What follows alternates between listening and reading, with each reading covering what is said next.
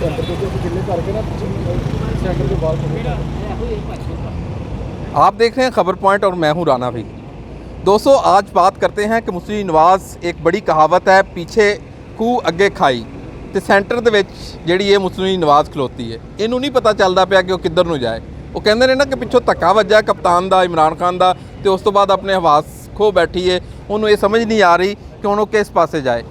ਲਾਹੌਰ ਦੇ ਅੰਦਰ ਜਿਹੜਾ ਜ਼ਿਮਨੀ ਇਲੈਕਸ਼ਨ ਹੋਇਆ ਉਹਦੇ ਵਿੱਚ 15 ਸੀਟਾਂ ਜਿਹੜੀਆਂ ਨੇ ਉਹ 20 ਨਸ਼ਿਸਤਾਂ ਸੀ ਪੂਰੇ ਪੰਜਾਬ ਦੇ ਵਿੱਚ, ਜਿਹਦੇ ਵਿੱਚ ਲਾਹੌਰ ਦੀਆਂ 4 ਨਸ਼ਿਸਤਾਂ ਚੋਂ 3 ਨਸ਼ਿਸਤਾਂ ਉਹਨੇ ਜਿੱਤੀਆਂ ਤੇ ਇੱਕ ਮਲਕ ਅਸਦ ਖੋਖਰ ਮੁਸਲਿਮ ਨਵਾਜ਼ ਦੇ ਜਿਹੜੇ ਉਮੀਦਵਾਰ ਸਨ ਉਹਨਾਂ ਨੇ ਜਿੱਤੀ ਹੈ। ਉਸ ਤੋਂ ਬਾਅਦ ਮੁਸਲਿਮ ਨਵਾਜ਼ ਜਿਹੜੀ ਹੈ ਉਹਦੇ ਅਸਾਬ ਖੋ ਬੈਠੀ ਹੈ ਕਿ ਜਿਹੜਾ ਉਹ ਨਾਰਾ ਲਾਉਂਦੀ ਸੀ ਕਿ ਲਾਹੌਰ ਉਹਨਾਂ ਦਾ ਕਲਾ ਹੈ, ਉਹ ਕਲੇ ਦੇ ਵਿੱਚ ਜਿਹੜੀ ਨਕਾਬ ਲਾਈ ਹੈ ਉਹ ਕਪਤਾਨ ਜਿਹੜਾ ਇਮਰਾਨ ਖਾਨ ਨੇ ਉਹਨੇ ਲਾਈ ਹੈ। ਤੇ ਦੂਸਰੀ ਗੱਲ ਮੈਂ ਤੁਹਾਨੂੰ ਇਹ ਵੀ ਦੱਸਦਾ ਜਾਵਾਂ ਕਿ ਜਿਹੜੇ ਲੋਕ ਕਹਿੰਦੇ ਨੇ ਕਿ ਬੜੀ ਬੱਲੇ ਬੱਲੇ ਬੱਲੇ ਬੱਲੇ ਬੱਲੇ ਬੜੀ ਗੱਲ ਹੈ, ਇਹ ਗੱਲ ਕੋਈ ਵੀ ਨਹੀਂ ਹੈ। ਜਿਹੜੇ ਕੈਂਡੀਡੇਟ ਜਿੱਤੇ ਨੇ ਲਾਹੌਰੋਂ, ਅਗਰ ਉਹਨਾਂ ਦਾ ਮੈਂ ਤੁਹਾਨੂੰ ਦੱਸਾਂ ਤੇ ਉਹ ਵੀ ਬੜਾ ਦਿਲਚਸਪ ਗੱਲ ਹੈ। ਉਹ ਬੜੀ ਇਸ ਤਰ੍ਹਾਂ ਹੈ ਕਿ ਉਹ ਵੀ ਖੰਭੇ ਹੀ ਜਿੱਤੇ ਨੇ।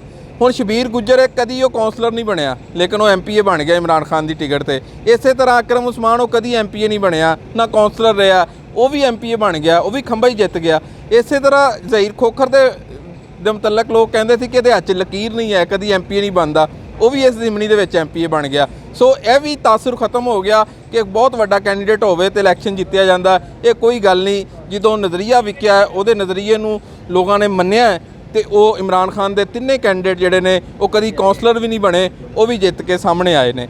ਤੇ ਹੁਣ ਇਹ ਵੀ ਮੈਂ ਤੁਹਾਨੂੰ ਦੱਸਦਾ ਜਾਵਾਂ, ਇਹ ਭੁੱਟੋ ਤੋਂ ਖੋਇਆ ਸੀ ਇਹਨਾਂ ਨੇ ਲਾਹੌਰ। ਬੇਨਜ਼ੀਰ ਭੁੱਟੋ ਦੀ ਦੇ ਕੋਲੋਂ ਇਹ ਲਾਹੌਰ ਆਪਣਾ ਕਲਾ ਖੋਇਆ ਸੀ ਤੇ ਉਹ ਇਮਰਾਨ ਖਾਨ ਨੇ ਉਹਨੂੰ ਕਲੇ ਨੂੰ ਫਤਹ ਕੀਤਾ। ਤੇ ਹੁਣ ਇਹ ਲਾਹੌਰ ਜਿਹੜਾ ਹੈ ਇਹ ਦਾਅਵਾ ਨਹੀਂ ਕਰ ਸਕਦੀ ਨੂਨ ਲੀਗ ਕਿ ਉਹਦਾ ਕਲਾ ਹੈ, ਇਹ ਸਿਰਫ ਕਲਾ ਹੁਣ PTI ਦਾ ਹੈ। ਤੇ ਇਸੇ ਤਰ੍ਹਾਂ ਪੰਜਾਬ ਦੇ ਵਿੱਚ ਦੂਸਰਿਆਂ ਦੀ ਗੱਲ ਕਰ ਲੈਂਦੇ ਆ, ਜਿੱਥੇ ਝੰਗ ਦੇ ਵਿੱਚ ਹੁਣ 30,000 ਦੀ ਲੀਡ ਤੋਂ ਆ ਰਿਹਾ। ਸ਼ੇਹੂਪੁਰੇ ਦਾ ਇੱਕ ਵੱਡਾ ਹਲਕਾ ਸੀ, ਉਹਦੇ ਵਿੱਚ ਖੁਰਮ ਵਿਰਕ ਸੀ ਜਿਹੜਾ ਕਿ ਕਦੀ ਉਹ ਕੌਂਸਲਰ ਵੀ ਨਹੀਂ ਬਣਿਆ, ਲੇਕਿਨ ਉਹਨੇ ਮੀਆਂ ਖਾਲਦ ਕਈ ਦਫਾ MPA ਬਣਿਆ, ਵਜ਼ੀਰ ਰਿਹਾ, ਲੇਕਿਨ ਉਹਨੂੰ 18,000 ਦੀ ਲੀਡ ਤੋਂ ਹਰਾਇਆ। ਤੇ ਇੱਥੇ ਇਹ ਨਹੀਂ ਕਿਹਾ ਜਾ ਸਕਦਾ ਕਿ ਬੜਾ ਵੱਡਾ ਉਮੀਦਵਾਰ ਖੜਾ ਕੀਤਾ ਜਾਏ ਤਾਂ ਫੇਰ ਹੀ ਜਿੱਤੇਗਾ, ਨਹੀਂ। ਇਮਰਾਨ ਖਾਨ ਨੇ ਇਹ ਵੀ ਤਜਜ਼ੀਆ ਗਲਤ ਕਰ ਦਿੱਤਾ ਤੇ ਬੜੇ ਜਿਹੜੇ ਸਾਡੇ ਤਜਜ਼ੀਆ ਨਗਾਰ ਸੀ ਉਹਨਾਂ ਦੀਆਂ ਵੀ ਗੱਲਾਂ ਖਤਮ ਹੋ ਗਈਆਂ, ਉਹਨਾਂ ਦੇ ਵੀ ਦਾਅਵੇ ਖਤਮ ਹੋ ਗਏ। ਉਹ ਕਹਿੰਦੇ ਸੀ ਨਹੀਂ ਇਸ ਤਰ੍ਹਾਂ ਹੋਏਗਾ, ਇਸ ਤਰ੍ਹਾਂ ਕੁਝ ਨਹੀਂ ਹੋਣਾ। ਹੁਣ ਅੱਗੇ ਚੱਲਨੇ, ਅੱਗੇ ਕੀ ਹੋਏਗਾ? ਅੱਗੇ ਇਹ ਹੋਏਗਾ ਕਿ ਜਿਸ ਤਰ੍ਹਾਂ ਮੈਂ ਤੁਹਾਨੂੰ ਪਹਿਲੇ ਮਿਸਾਲ ਦਿੱਤੀ ਕਿ ਪਿੱਛੇ ਖੂਹ ਅੱਗੇ ਖਾਈ, ਮੁਸਲਿਮ ਨੂਨ ਹੁਣ ਵਿੱਚ ਖਲੋਤੀ ਹੈ, ਕਿਸ ਪਾਸੇ ਜਾਏ ਉਹਨੂੰ ਸਮਝ ਨਹੀਂ ਆ ਰਹੀ। ਲੇਕਿਨ ਹੋਣਾ ਇਹੀ ਹੈ ਕਿ ਹੁਣ ਇਲੈਕਸ਼ਨ ਹੀ ਹੋਣਾ ਤੇ ਫਿਰ ਹੀ ਕਿਸੇ ਪਾਸੇ ਗੱਲ ਲੱਗਣੀ ਹੈ। ਜਿਹੜੀ ਸੂਰਤ ਹਾਲ ਇਸ ਟਾਈਮ ਬਣ ਗਈ ਹੈ ਉਹ ਇਲੈਕਸ਼ਨਾਂ ਵਾਲੇ ਪਾਸੇ ਜਾਏਗੀ। ਤੇ ਜਦੋਂ ਇਲੈਕਸ਼ਨ ਮੁੱਕੇਗਾ, ਅੱਜ ਮੈਂ ਇਸ ਵੇਲੇ ਮੈਂ ਤੁਹਾਨੂੰ ਦੱਸਦਾ ਜਾਵਾਂ, ਮੈਂ ਸ਼ਹਿਬਾਜ਼ ਸ਼ਰੀਫ ਦੇ ਘਰ ਦੇ ਬਾਹਰ ਖੜਾ ਤੇ ਇੱਥੇ ਇੱਕ ਅਹਿਮ ਇਜਲਾਸ ਹੋ ਰਿਹਾ ਜਿਹੜਾ ਇਤਿਹਾਦੀ ਜਮਾਤਾਂ ਤੇ PDM ਸਾਰੇ ਉਹਦੇ 'ਚ ਸ਼ਰੀਕ ਨੇ। ਉਹ ਇਸੇ ਗੱਲ ਦੇ ਉੱਤੇ ਗੌਰ ਕਰਦੇ ਪਏ ਨੇ ਕਿ ਇਲੈਕਸ਼ਨ 'ਚ ਜਾਈਏ ਜਾਂ ਇਹਨੂੰ ਮੁਕਰਰਾ ਮੁੱਦਤ 'ਤੇ ਇਲੈਕਸ਼ਨ ਕਰਾਈਏ, ਕਿਸ ਪਾਸੇ ਜਾਈਏ। ਇਮਰਾਨ ਖਾਨ ਨੇ ਐਸਾ ਬਾਉਂਸਰ ਮਾਰਿਆ ਜ਼ਿਮਨੀ ਇਲੈਕਸ਼ਨ ਦੇ ਵਿੱਚ ਕਿ ਇਹਨਾਂ ਨੂੰ ਸਮਝ ਨਹੀਂ ਆ ਰਹੀ ਕਿ ਗੇਂਦ ਨੂੰ ਹੁਣ ਕਿਸ ਪਾਸੇ ਟਰਨ ਕਰੀਏ, ਕਿਸ ਪਾਸੇ ਜਾਈਏ, ਲੈਗ 'ਤੇ ਖੇਲੀਏ ਜਾਂ ਫਾਸਟ ਖੇਲੀਏ, ਕੋਈ ਸਮਝ ਨਹੀਂ ਆ ਰਹੀ ਕਿਸ ਪਾਸੇ ਖੇਲਣੀ ਹੈ।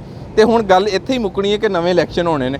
ਤੇ ਦੋਸਤੋ, ਇਹ ਦੱਸਣ ਦਾ ਮਕਸਦ ਇਹ ਸੀ ਕਿ ਅੱਜ ਆਸਫ ਅਲੀ ਜ਼ਰਦਾਰੀ ਵੀ ਇੱਥੇ ਬੈਠਾ ਹੈ। ਹੁਣ ਪਤਾ ਕੀ ਖੌਫ ਹੈ ਪੀਪਲਸ ਪਾਰਟੀ ਨੂੰ ਇਹ ਖੌਫ ਹੈ ਕਿ ਕਿਤੇ ਇਮਰਾਨ ਖਾਨ ਸਿੰਧ 'ਚ ਨਾ ਵੜ ਜਾਏ। ਕਰਾਚੀ ਦੇ ਵਿੱਚ ਇਲੈਕਸ਼ਨ ਹੋਣ ਜਾ ਰਹੇ ਨੇ ਤੇ ਤੁਸੀਂ ਵੇਖ ਲੈਣਾ ਕਿ ਉੱਥੇ ਤਹਿਰੀਕ ਇਨਸਾਫ ਨੇ ਉਡਾ ਕੇ ਰੱਖ ਦੇਣੀ ਹਰ ਚੀਜ਼। ਉੱਥੇ ਸਮਝ ਨਹੀਂ ਆਣੀ ਪੀਪਲਸ ਪਾਰਟੀ ਦੀ 30 ਸਾਲ ਤੋਂ ਹਕੂਮਤ ਹੈ। ਕਰਾਚੀ ਦੇ ਜਿਹੜੇ ਬਲਦਿਆਤੀ ਇਲੈਕਸ਼ਨ ਨੇ ਹੋਣ ਸ਼ਹਿਰ ਦੇ, ਉਹ ਤਹਿਰੀਕ ਇਨਸਾਫ ਜਿੱਤੇਗੀ। ਫਿਰ ਇਸੇ ਤਰ੍ਹਾਂ ਜਨਰਲ ਇਲੈਕਸ਼ਨ ਦੇ ਵਿੱਚ ਵੀ ਇਹੀ ਮੂਵ ਜਾਏਗੀ। ਹੁਣ ਅਗਲੇ 10 ਸਾਲ 2 ਵੋਟ ਨੇ ਇਸ ਮੁਲਕ ਦੇ ਵਿੱਚ, ਇੱਕ ਇਮਰਾਨ ਖਾਨ ਦਾ ਵੋਟ, ਇੱਕ ਉਹਦੇ ਐਂਟੀ ਇਮਰਾਨ ਦਾ ਵੋਟ। ਇਹ 2 ਵੋਟ ਹੈ, ਕੋਈ ਪਾਰਟੀ ਨਹੀਂ।